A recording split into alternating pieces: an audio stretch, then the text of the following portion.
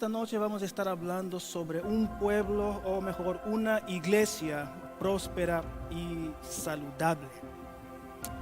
Y por eso me place en esta noche hablar sobre este tema. Haremos un sumario breve del libro de Malaquías, en donde sacaremos algunos elementos importantes para esta noche.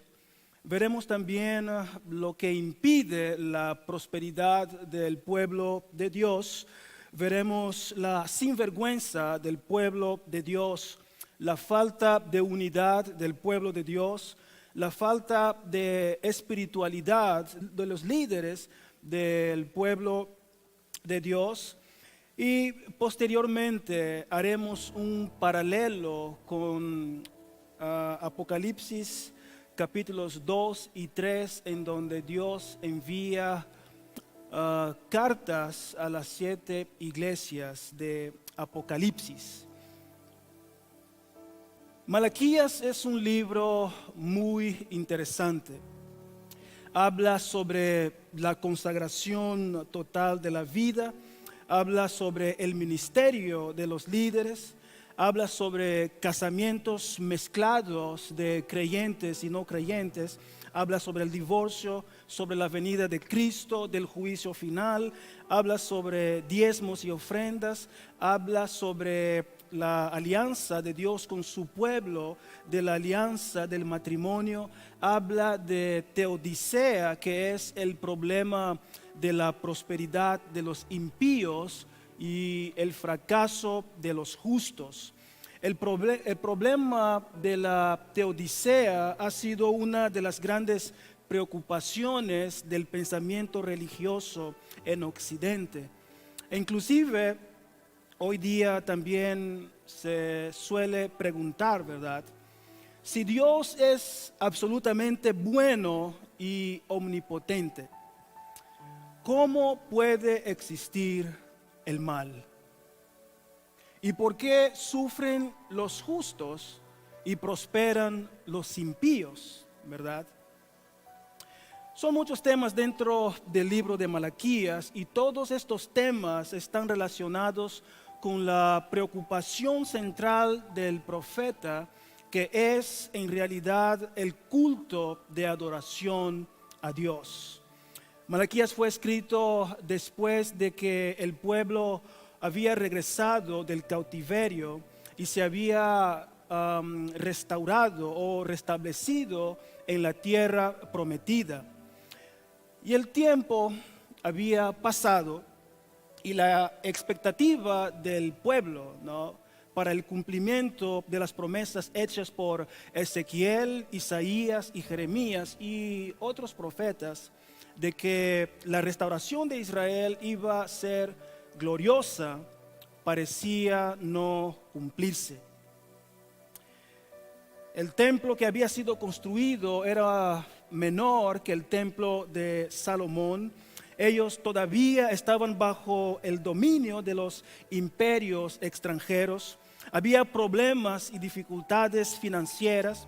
Todavía tenían que pagar tributos a las potencias extranjeras y todavía estaban también tratando de poder tener su propia libertad. Y aquel período áureo que había sido profetizado parecía no haber llegado aún. Entonces el pueblo comenzó a desanimarse, y ese desánimo empezó a reflejarse en primer lugar en el culto de adoración a Dios, en el culto que era ofrecido a Dios. Y eso también lo vemos hoy día, ¿no es cierto? Y el primer reflejo que una persona presenta cuando está desanimada es que simplemente deja de venir a la iglesia. Entonces el pueblo estaba desanimado, y no solamente esto, los sacerdotes, los líderes estaban desanimados y no estaban haciendo la obra que tenían que hacer correctamente. Muchos de ellos eran corruptos, eran ineptos, descuidados y estaban aburridos con las cosas de Dios. Y el pueblo estaba cuestionándose si de verdad valía la pena adorar a Dios, si de verdad valía la pena servir a Dios, porque ellos estaban notando que no había ninguna diferencia entre aquellas personas que sirven a Dios y aquellas personas que no sirven a Dios. Esto se refleja en las ofrendas también que ellos ofrecían a Dios, porque ellos traían animales defectuosos, estaban reteniendo los diezmos y las ofrendas, y el impacto en la vida del pueblo era muy obvia, que comenzaron a vivir de manera irregular, con casamientos mezclados, con inmoralidades y divorcios no autorizados. Y el profeta Malaquías fue levantado por Dios para llamar la atención al pueblo para volver a Dios, a volver al culto verdadero a Dios, llamar al pueblo a restaurar el culto de adoración con Dios. Y es interesante que Malaquías registra aquí en una forma de diálogo entre Dios y el pueblo 7 situaciones. Más o menos como Dios hace una declaración generalmente de tipo como una crítica o una cobranza con relación al pueblo. Y el pueblo sin vergüenza responde, yo. Entonces Dios hace una declaración y el pueblo dice, ¿yo? Y le pregunta al pueblo, ¿ustedes están haciendo esto? ¿Nosotros? ¿Es en serio? Y aquí vemos más o menos, por ejemplo, cuando Dios se dirige al pueblo y Dios le dice, sí, son ustedes mismos. Y Dios ahí explica la razón por la cual Él estaba haciendo esta cobranza. Y son 7 diálogos más o menos de esta característica construidos en el siguiente padrón. Por ejemplo, perdonen que voy un poco rápido porque quiero estar dentro del tiempo. Por ejemplo, Dios dice, yo os he amado. Y el pueblo pregunta, ¿en qué nos has amado? Si nosotros seguimos sufriendo, ¿cómo puedes decirnos que tú nos has amado? Y Dios dice, ustedes están profanando el culto trayendo animales defectuosos. Y el pueblo pregunta, ¿nosotros? Y Dios dice, yo no acepto vuestro culto. Y el pueblo pregunta, pero ¿por qué no lo aceptas? Y Dios dice, vuestro culto es falso. Y el pueblo pregunta, ¿cómo así? ¿Cómo que nuestro culto es falso? Y Dios dice, ustedes tienen que volver a mí. Y el pueblo pregunta, pero ¿volver? ¿Acaso nosotros estamos lejos de ti? Y Dios dice, ustedes me están robando. Y el pueblo pregunta, ¿nosotros? ¿En qué te hemos robado? Y Dios da un ejemplo allí en el capítulo 3. Ustedes me están robando en los diezmos y en las ofrendas. Y el pueblo pregunta, ¿en serio? Miren la sinvergüenza del pueblo, ¿no? Dios dice, ustedes están hablando mal de mí. Y el pueblo responde, nosotros, ¿qué mal hemos hablado contra ti? Y al final, en el capítulo 4, ya no es un diálogo, porque Dios entonces anuncia el día de la salvación, que Él finalmente recibirá la gloria y la honra que le pertenece. Este es el libro de Malaquías y quiero reflexionar con ustedes los principios que están pautados aquí. Y después de allí vamos a hacer un paralelo con Apocalipsis capítulos 2 y 3, en donde Dios envía las cartas a estas 7 iglesias de Apocalipsis, si nos queda tiempo, ¿verdad? Demos entonces un vistazo en Malaquías 1, los versículos 1 al 6. El primer principio que aprendemos aquí con Malaquías es que debemos dar culto a Dios porque Él nos ama. Y este amor no es medido por bendiciones materiales, y sí por nuestra propia elección.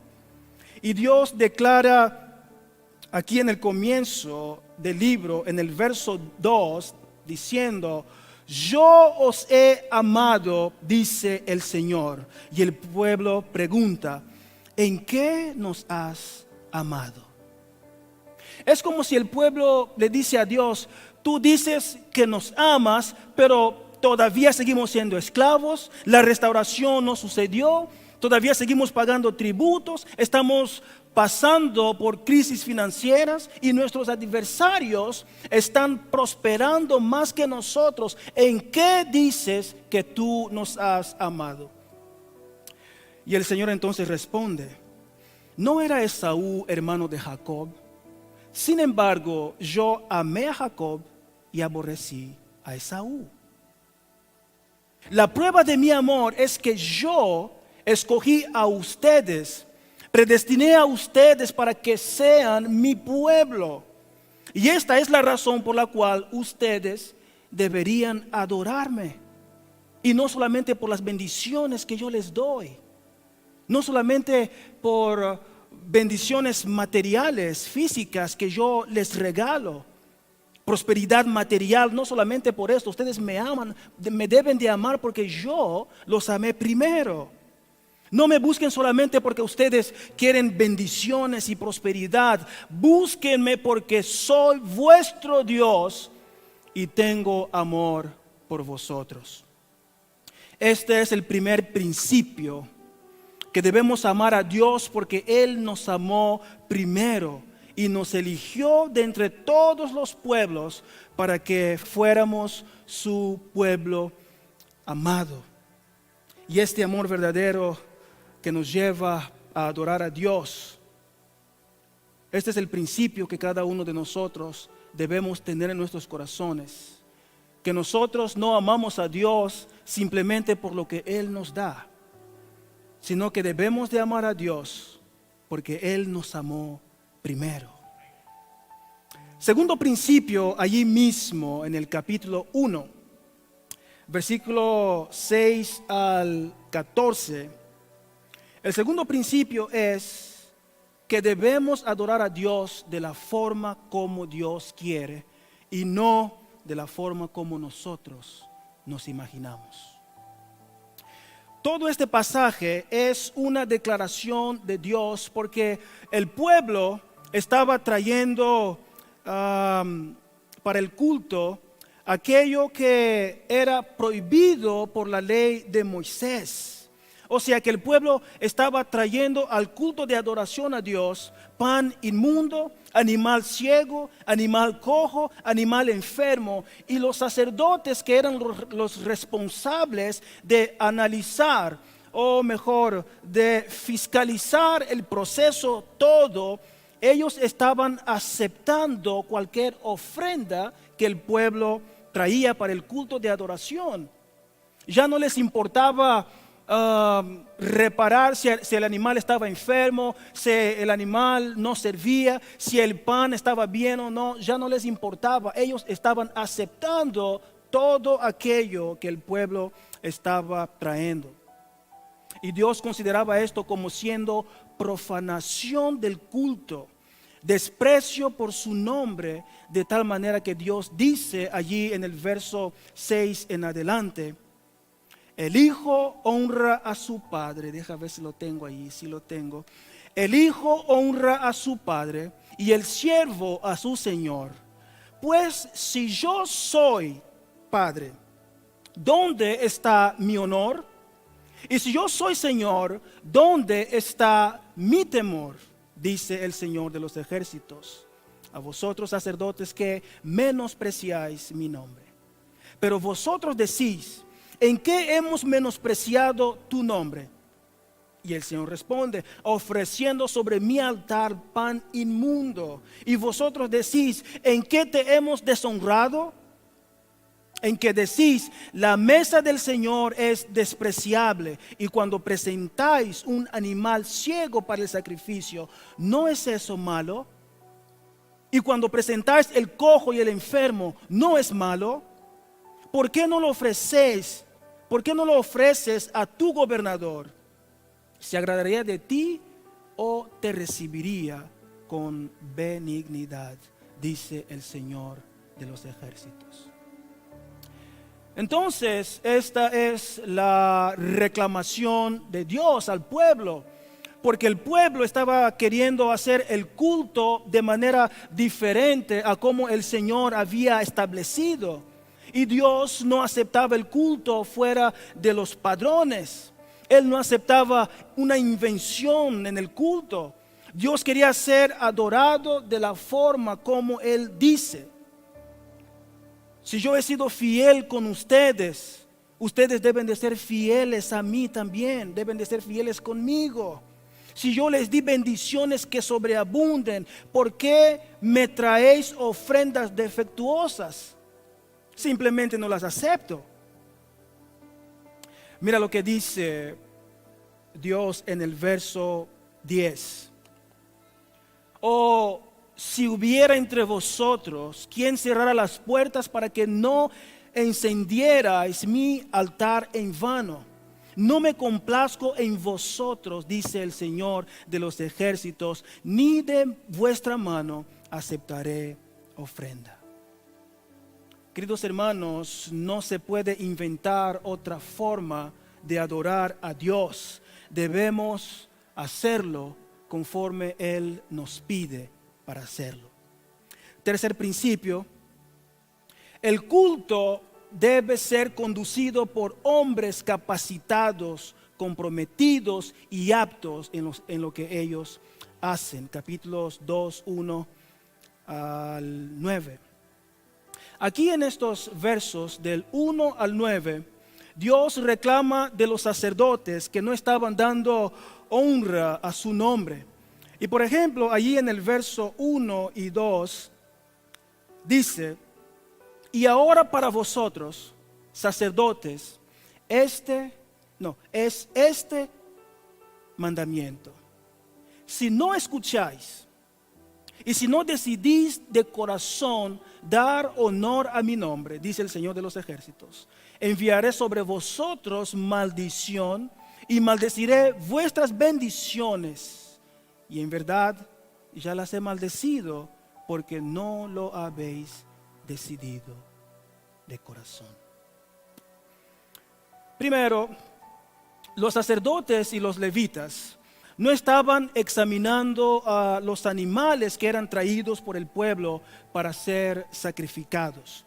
Ellos tenían la responsabilidad de asegurarse de que todo lo que ellos iban a traer para el culto estaba en buenas condiciones antes de ser consagradas y ofrendadas a Dios. Y al no obedecer los parámetros que habían sido estipulados, ellos estaban siendo mayordomos mediocres. Por eso Dios dijo que estaban profanando el culto, porque los sacerdotes no estaban instruyendo al pueblo para cumplir como era de su obligación. Estaban aceptando cualquier animal sin previa examinación. No tenemos mucho tiempo para entrar en muchos detalles sobre esto, pero mire los versículos 6 y 7. Cuando Dios menciona el por qué Él estaba rechazando el trabajo de los sacerdotes, dice allí, la verdadera instrucción estaba en su boca, y no se hallaba iniquidad en sus labios. En paz y rectitud caminaba conmigo, y apartaba a muchos de la iniquidad. Pues los labios de los sacerdotes deben guardar la sabiduría, y los hombres deben buscar la instrucción de su boca, porque Él es el mensajero del Señor de los ejércitos. Esta era la función del sacerdote. Él no solamente ofrecía sacrificios, pero también trataba de explicar al pueblo el por qué se estaba dando este sacrificio. Él tenía la instrucción de decirles al pueblo, de enseñarles, mira, ustedes tienen que proceder de esta forma. Ellos no solamente estaban allí para sacrificar las cosas, era por medio de ellos que Dios hablaba, y el profeta solo intervenía cuando el sacerdote hubiese cometido algún error. Pero la instrucción regular del pueblo de Dios cabía al sacerdote. Era de su obligación, era de su boca que el pueblo iba a recibir las instrucciones de Dios. Miren el verso 8 del capítulo 2. Pero vosotros os habéis desviado del camino, habéis hecho tropezar a muchos en la ley, habéis corrompido el pacto de Leví, dice el Señor de los ejércitos. El pueblo, a no cumplir lo que Dios había estipulado, y los sacerdotes, todos podemos usar la expresión relajados, ¿verdad? No estaban haciendo lo que Dios realmente había dicho. Y el culto debería ser guiado por hombres fieles, portavoces de la palabra de Dios, hombres comprometidos con Dios, que instruyan al pueblo al conocimiento de la palabra de Dios y que conduzcan al pueblo a una adoración sincera a Dios. ¿Quieres saber qué es lo que Dios hace con esta clase de sacerdotes y pastores que no están instruyendo al pueblo de Dios en el camino? De estos pastores y sacerdotes no comprometidos. Regresemos un poco en los versos 3 y 4 del capítulo 2. Dice: He aquí, yo reprenderé a vuestra descendencia y os echaré estiércol a la cara, el estiércol de vuestras fiestas, y seréis llevados con él. Entonces sabréis que os he enviado este mandamiento para que mi pacto, ¿qué cosa? ¿Me están siguiendo? Para que mi pacto siga ¿con quién? Con Leví. Esto es lo que Dios hará con aquellos líderes y sacerdotes que no se preocupan en instruir al pueblo de Dios sobre la forma como ellos tienen que presentarse delante de Dios. No vamos a entrar mucho en detalles porque esta aplicación es muy amplia. Vamos al cuarto principio. El culto solamente será recibido si fuere expresión de una vida santa. En el capítulo 2, versículos 10 al 16. Mira el verso 13. Y esta otra cosa hacéis. O sea, no solo de estar reclamando, no solo de haber estado profanando el culto de adoración, y Dios les dice, y otra cosa más hacéis ustedes: cubrís el altar del Señor de lágrimas, llantos y gemidos, porque Él ya no mira la ofrenda, ni la acepta con agrado de vuestra mano. O sea que el pueblo iba al culto llorando, iba al culto reclamando: oh Dios, ¿por qué no nos escuchas? ¿Por qué no recibes nuestras ofrendas? ¿Por qué no nos abres tus oídos? Y Dios les dice que no respondo y no miro a vuestras ofrendas, ni las acepto con placer, porque ustedes me han defraudado. Ahora, ¿qué hizo el pueblo para que Dios no aceptara las ofrendas y ni respondiera a sus oraciones? Porque primero, si volvemos un poquito, vamos a ver que Dios reclama que el pueblo, ¿qué cosa? no estaba trayendo las ofrendas, que el pueblo no estaba ofrendando bien, que el pueblo no estaba dando de corazón. Ahora, cuando el pueblo trae las ofrendas, Dios simplemente no las acepta. ¿Cuál era el problema entonces del pueblo? Mira la respuesta de Dios en los versos 10 y 11. Y aquí podemos ver que el profeta está explicando de parte de Dios que la razón por la cual Dios no escuchaba sus oraciones y no recibía sus ofrendas era porque el pueblo había profanado la casa de Dios, trayendo adoradores de dioses extraños dentro de la casa de Dios, que era una prohibición en medio de ellos. El pueblo se estaba uniendo en matrimonios ilícitos, ¿verdad? Con personas que no servían a Dios y estaban sirviendo a otros dioses. Y como resultado de ello, esta gente iba al culto de adoración a Dios con sus falsos dioses. Llevaban sus ídolos en el templo de adoración a Dios. Y Dios, queridos hermanos, sabemos que Él no habita en medio de la confusión. Por eso Él no aceptaba las ofrendas. Por eso Dios no respondía las oraciones. Y en medio a toda esta situación, mira lo que dice la palabra de Dios en los versos 10 en adelante.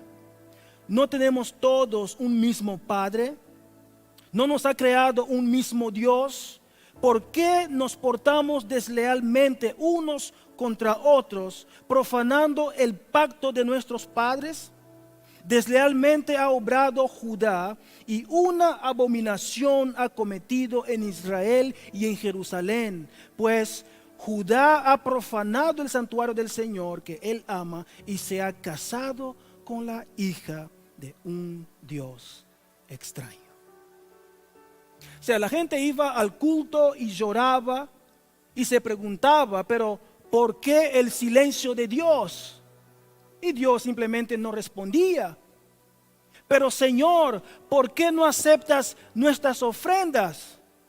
No acepto vuestras ofrendas porque ustedes no están mostrando coherencia en la vida de ustedes.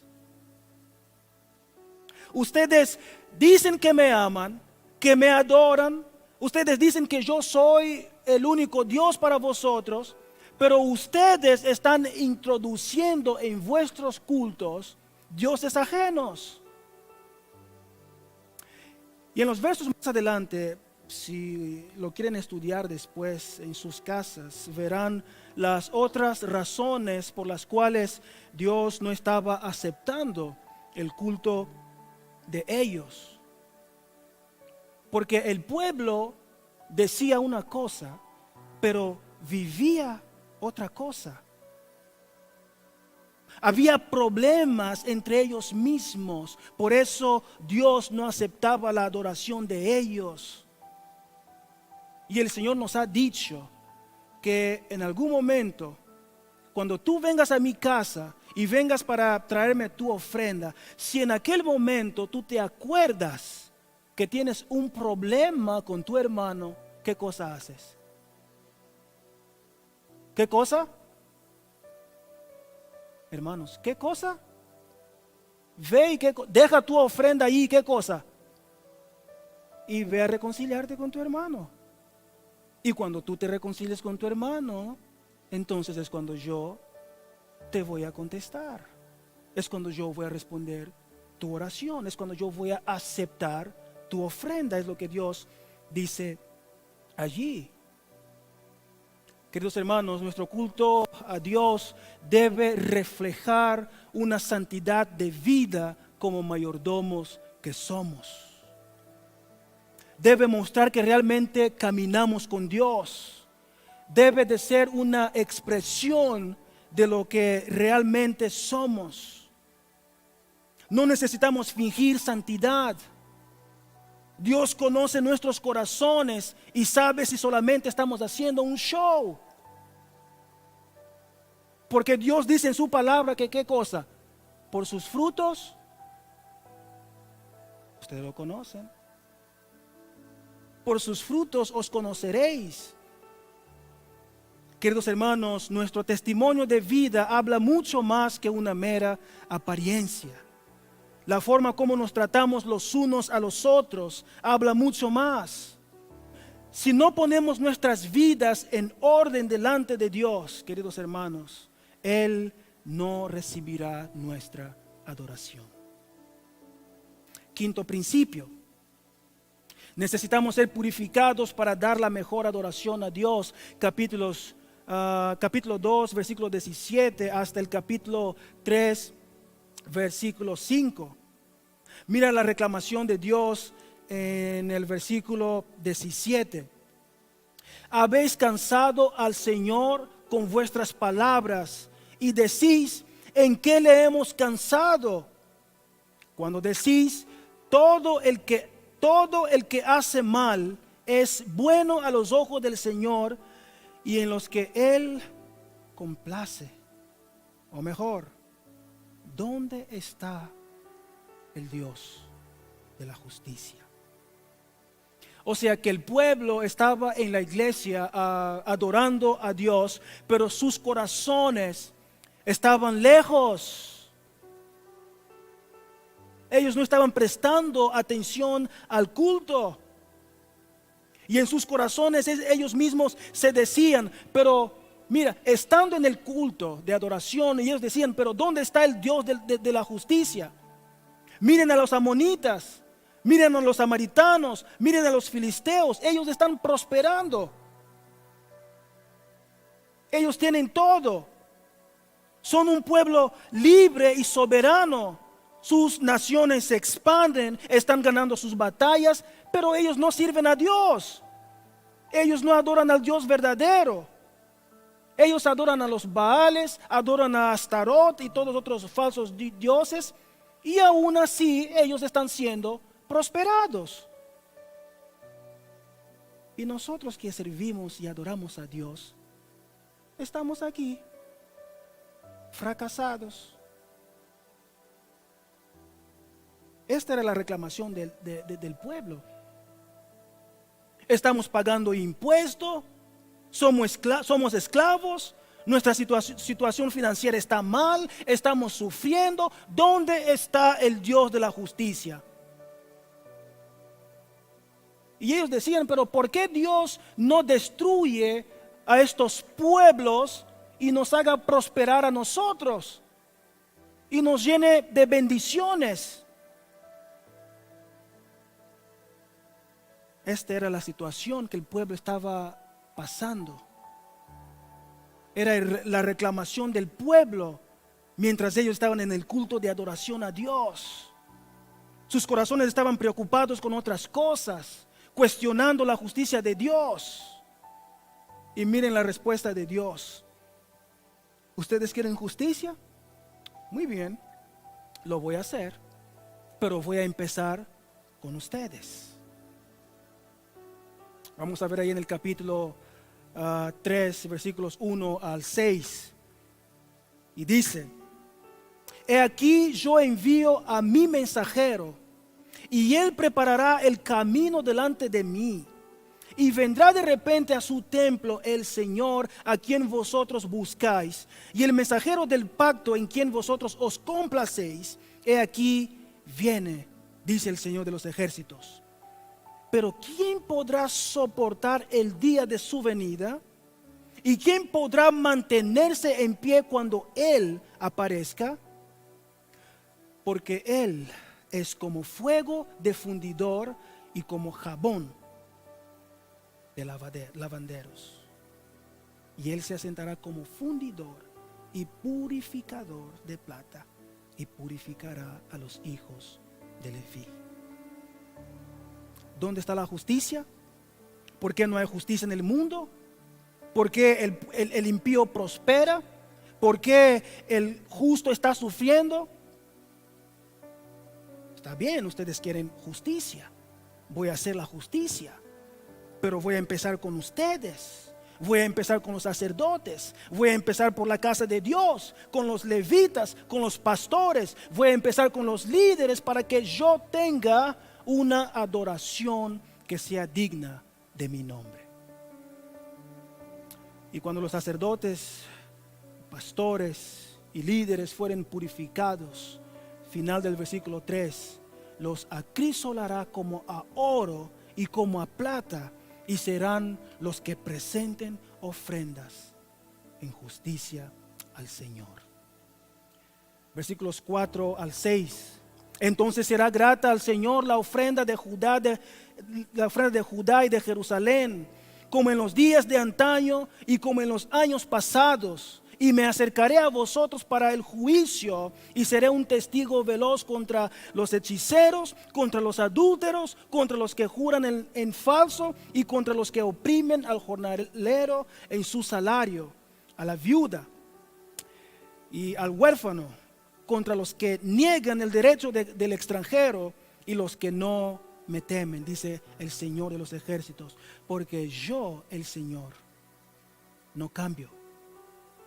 Por eso vosotros, oh hijos de Jacob, no habéis sido, ¿qué cosa? Consumidos. Aquí en el principio del capítulo 3 hay una profecía de la aparición de Juan el Bautista, que es el mensajero de Cristo, que él iba a preparar el camino para que cuando Cristo viniera, llamando a los hombres al arrepentimiento. Tiene profecía también para el tiempo del fin, pero no entraremos en muchos detalles porque tenemos mucho que hablar todavía. Vayamos entonces al sexto principio. El culto debe de ser una expresión de nuestra consagración total a Dios. Capítulo 3, versículos 7 al 12. Miren la apelación de Dios en el versículo 7. Desde los días de vuestros padres os habéis apartado de mis estatutos y no los habéis guardado. Volved a mí y yo volveré a vosotros, dice el Señor de los ejércitos. Pero decís, ¿cómo hemos de volver? En este pasaje Dios denuncia primero al pueblo. Y Él les dice, ustedes siempre fueron rebeldes, así como vuestros padres, pero necesitan volver a mí. Y allí el pueblo pregunta al final del verso 7, ¿cómo así volver? ¿Acaso nosotros estamos lejos de ti? Pensábamos que estaba todo bien entre nosotros y tú, Señor. Y ahí el Señor les dice, claro que sí. Ustedes se han desviado. Ustedes se han apartado de mí. Les voy a dar solamente un ejemplo. ¿Ustedes creen que el hombre puede robar a Dios? ¿Robará el hombre a Dios? Ahí en el versículo 8. Y Dios dice, pues vosotros me estáis robando. Una expresión o un ejemplo de que ustedes se han desviado de mí es que ustedes me están robando. Y la sinvergüenza del pueblo, nosotros robando. Y Dios les dice, eso mismo, vosotros me estáis robando. Pero decís, ¿en qué te hemos robado? Respuesta de Dios, en los diezmos y en las ofrendas. La mayor preocupación de Dios, queridos hermanos, es el desvío del corazón del hombre por causa del dinero. El traer los diezmos y las ofrendas no es una transacción que nosotros hacemos con Dios. Que tú Dios, dame tanto y yo te voy a devolver tanto también. Dios, bendíceme para que yo te sea fiel. No, queridos hermanos. Esto es una expresión de que tú estás bien con Dios, de que tú estás reconciliado con Dios. Es una expresión de consagración de nuestros corazones. Es una expresión de tu amor y tu agradecimiento hacia Dios.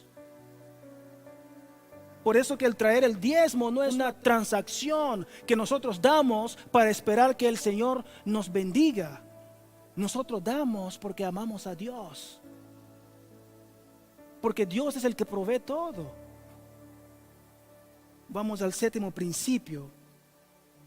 Dios declara que el pueblo estaba reclamando mucho, ¿verdad? En el capítulo 3, versículos 13 al 18. Mira lo que dice.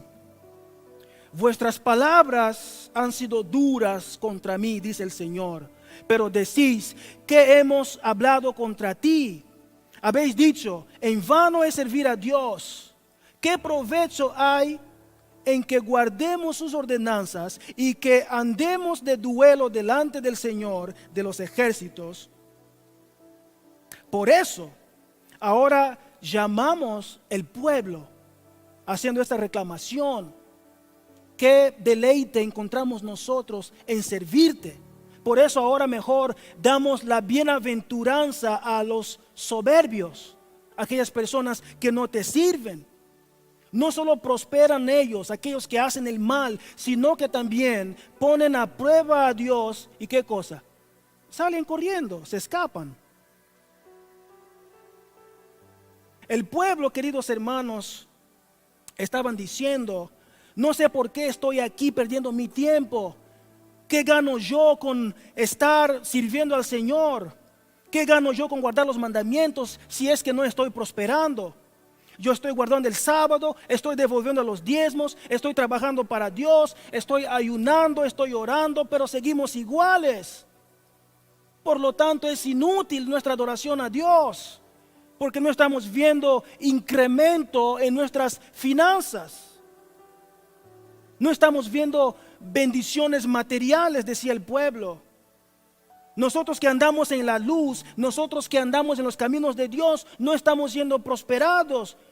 Pero los que se burlan de Dios, aquellas personas que no sirven a Dios, ellos sí están siendo prosperados. Miren la respuesta del pueblo en los versos 16 al 18. Perdón, la respuesta de Dios. Versos 16 al 18. Y aquí está la respuesta de la teodicea, que es la cuestión del mal y del sufrimiento, ¿verdad? De los justos aquí en el mundo, y que los pobres están prosperando, los impíos, mejor decir. Versículo 16. Entonces los que temían al Señor se hablaron unos a otros, y el Señor prestó atención y escuchó, y fue escrito delante de él un libro memorial para los que temen al Señor y para los que estiman su nombre. Había un remanente que estaba de parte de Dios, que era fiel a Dios, y mientras ellos estaban hablando, Dios los estaba escuchando. Y Dios dice en los versos 17 y 18, y ellos serán míos, dice el Señor de los ejércitos, el día que yo prepare mi tesoro especial, y los perdonaré como un hombre perdona al hijo que le sirve.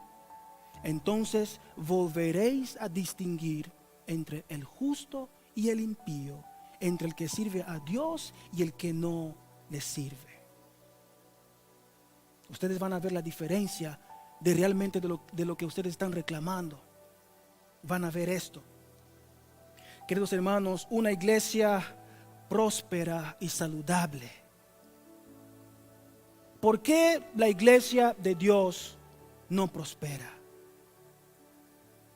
¿Qué impide la prosperidad y el bienestar de la iglesia de Dios?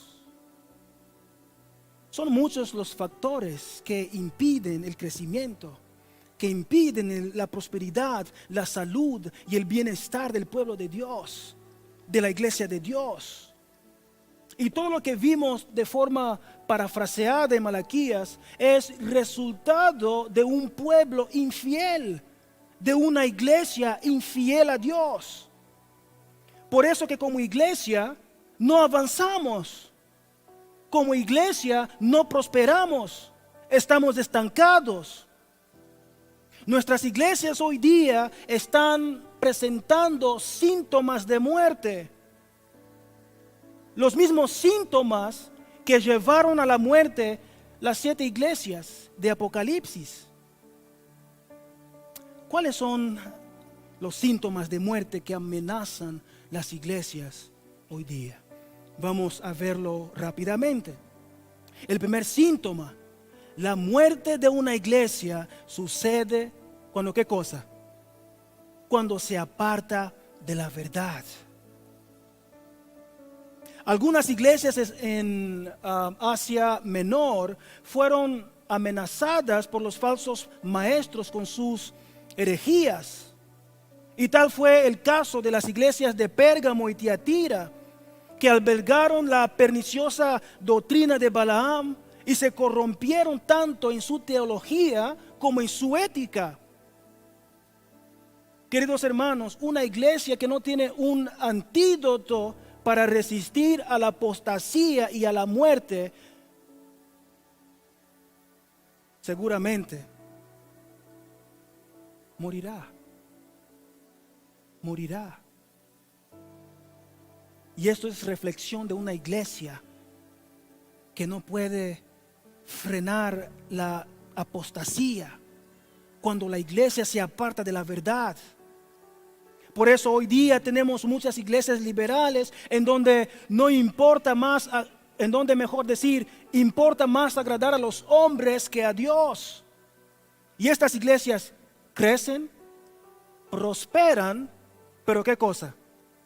No tienen compromiso con la verdad y la santidad. Segundo síntoma, la muerte de una iglesia sucede cuando ella no discierne su decadencia espiritual. La iglesia de Sardis, ella se mira a sí misma y se da los créditos a sí misma, se aplaude, se da notas, decía que era una iglesia viva, mientras que a los ojos de Dios ellos eran una iglesia muerta. La iglesia de la Odisea igual, se consideraba rica y abastada, cuando en realidad era pobre y miserable. Estaba enferma. Se dice que el peor enfermo es aquel que, ¿qué cosa? Que no tiene conciencia de su enfermedad. Pues yo creo entonces que la iglesia de Garland es asintomática.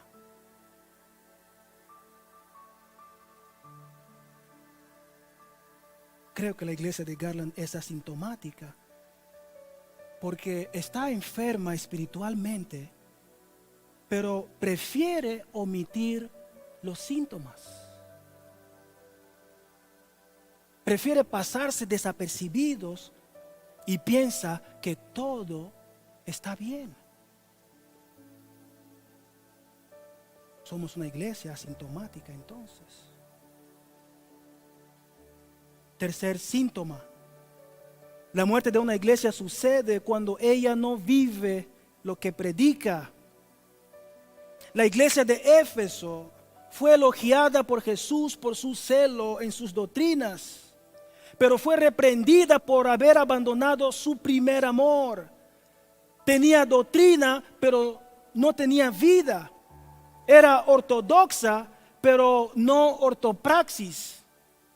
Es decir, que tenía la verdad, pero no practicaba la verdad que tenía. Tenía una buena teología, pero no vivía una vida piadosa. Y Jesús ordenó a la iglesia que se acordara de donde había caído, que se arrepintiera de sus pecados y que volviera a las primeras obras. Y si la doctrina es la base de la vida necesita ser la expresión de la doctrina. Las dos cosas no pueden vivir separadas. Una iglesia viva tiene doctrinas y vida. Es ortodoxa y es ortopraxis. Practica lo que dice. Cuarto y último síntoma.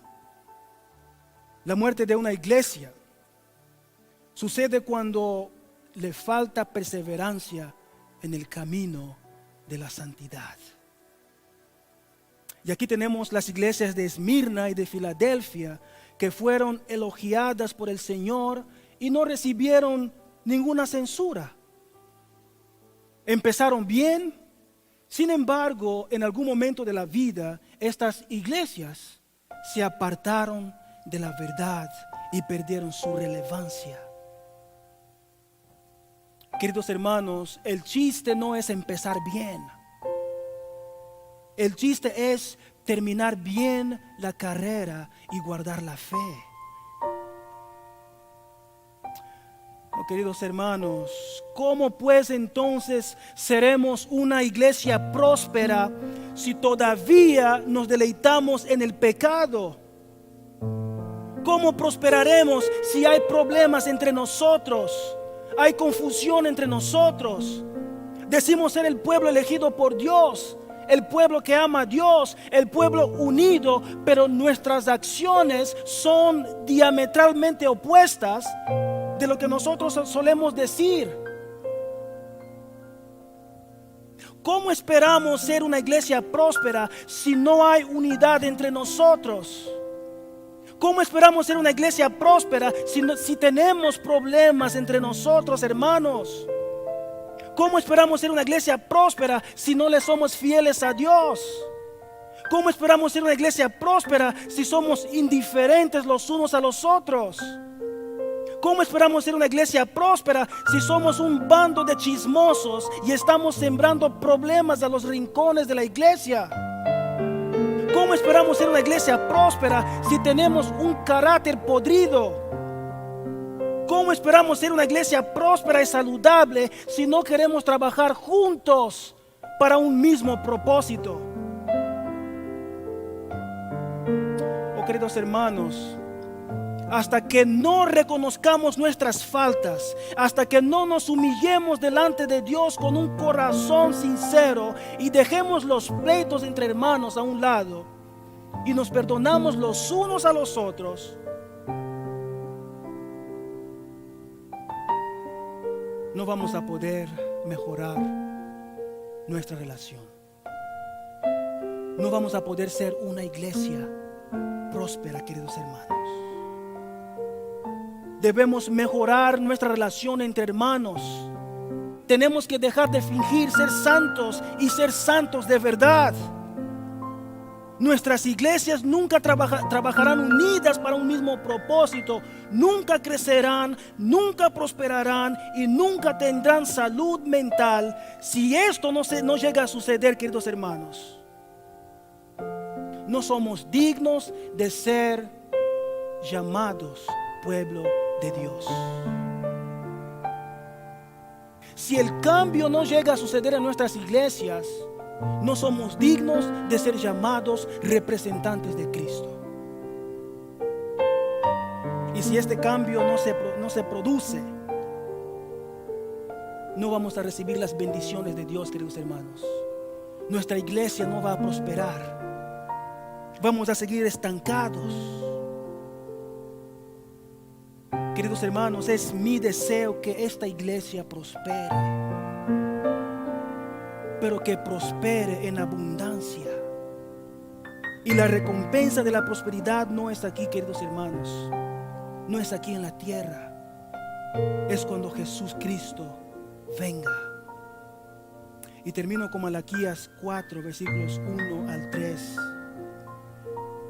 Porque he aquí viene el día, ardiente como un horno, y todos los soberbios y todos los que hacen el mal serán como paja, y el día que va a venir les prenderá fuego, dice el Señor de los ejércitos, que no les dejará ni raíz ni rama. Mas para vosotros que teméis mi nombre, se levantará el sol de justicia con la salud en sus alas, y saldréis y saltaréis como terneros del establo, y hollaréis a los impíos, pues ellos serán ceniza bajo a las plantas de vuestros pies el día que yo actúe, dice el Señor de los ejércitos.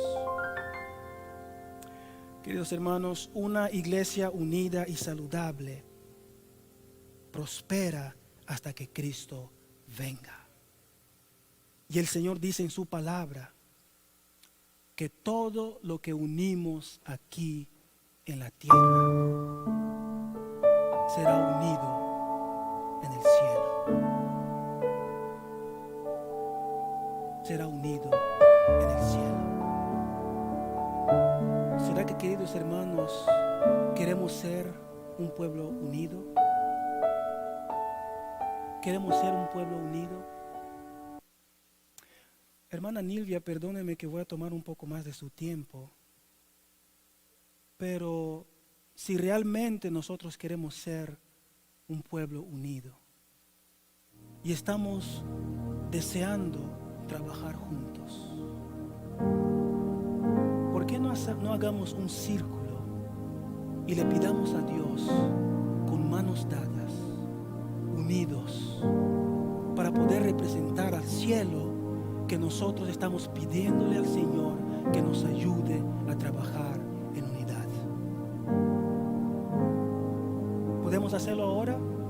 No sé si alguien quiere agarrarme aquí de la mano y otro de esta mano, para que cerremos un círculo en señal de unidad, que queremos prosperar juntos hasta que Cristo venga. Es el deseo de Dios que la iglesia prospere, queridos hermanos. Pero para que Dios actúe en medio de nosotros, todo debe de empezar con nosotros. Somos nosotros quienes debemos tomar este paso, el paso de la unidad, para que esta iglesia sea una iglesia próspera. Mi deseo realmente es que Dios nos pueda ayudar y que este pacto, este compromiso que estamos haciendo aquí en esta noche de ser un pueblo unido, sea respondido por el cielo. Porque todo lo que nosotros unamos aquí en la tierra será unido en el cielo. Eterno y amante Padre, gracias Señor porque eres tan bueno con nosotros. Padre, en esta noche, aunque nos hemos pasado del tiempo, hemos escuchado tu palabra, Señor. Hemos escuchado que tú has hablado a nuestros corazones. La palabra de Dios dice que el que tiene oído, que oiga, que escuche lo que el Espíritu dice a las iglesias. Así que Padre, en esta noche estamos decidiendo escucharte, porque queremos ser un pueblo próspero, no solamente aquí en la tierra, pero cuando tú vengas también, Señor. Quiero poner a cada miembro de esta iglesia, Señor, a cada hermano, a cada joven, a cada niño. Señor, tú conoces el problema que cada uno de ellos está enfrentando. Tú conoces la situación que cada uno de ellos está luchando con ella, Señor. Conoces sus problemas personales. Conoces sus actitudes. Señor, tú conoces el carácter de cada uno de nosotros.